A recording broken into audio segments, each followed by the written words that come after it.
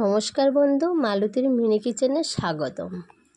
আজ বাজার থেকে নিয়ে এসেছি 250 গ্রাম চিংড়ি মাছ। চিংড়ি মাছের সাইজগুলো বেশ বড় বড়ই আছে।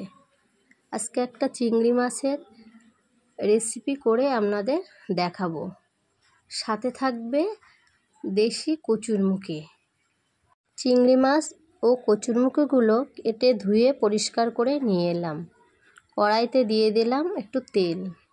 তেলটা বেশ ভালো গরম হলে তাতে দিয়ে দিলাম চিংড়ি মাছগুলো। চিংড়ি মাছগুলো সামান্য লবণ হলুদ দিয়ে একটু ভেজে তুলে নেব।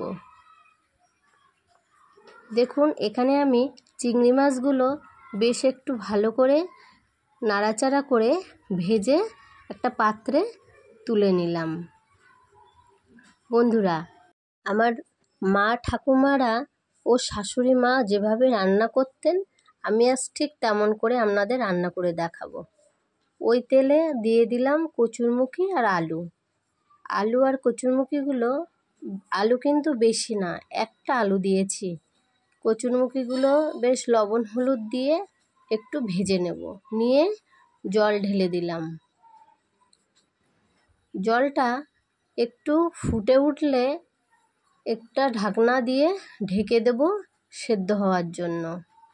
দেখুন, এখানে আমার কচুরমুখীটা সেদ্ধ হয়ে গিয়েছে, নামিয়ে নেব। কড়াইতে দিয়ে দিলাম শুকনো লঙ্কা ও জিরে ফোড়ন। এর ভিতরে দিয়ে দিলাম আদা রসুন আর কাঁচা লঙ্কা বাটা।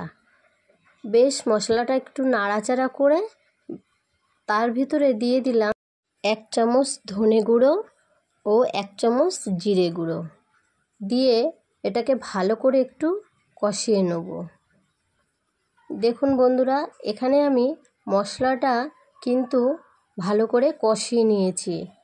তাতে দিয়ে দেব 1 চামচ লাল লঙ্কার গুঁড়ো। জালটা মিডিয়ামেই রাখবেন মশলাটা কষানোর সময়, না হলে পুড়ে যেতে পারে। মশলাটা বেশ ভালো করে আমি নাড়াচাড়া করে ভাজা চিংড়ি মাছগুলো এর ভিতরে তুলে দেব।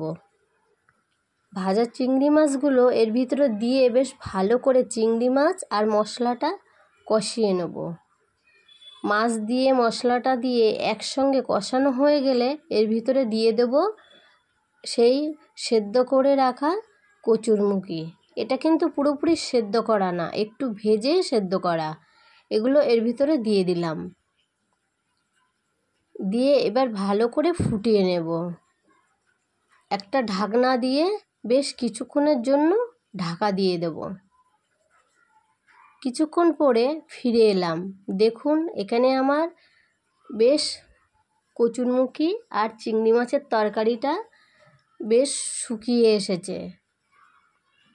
আর একটু শুকিয়ে নিতে হবে।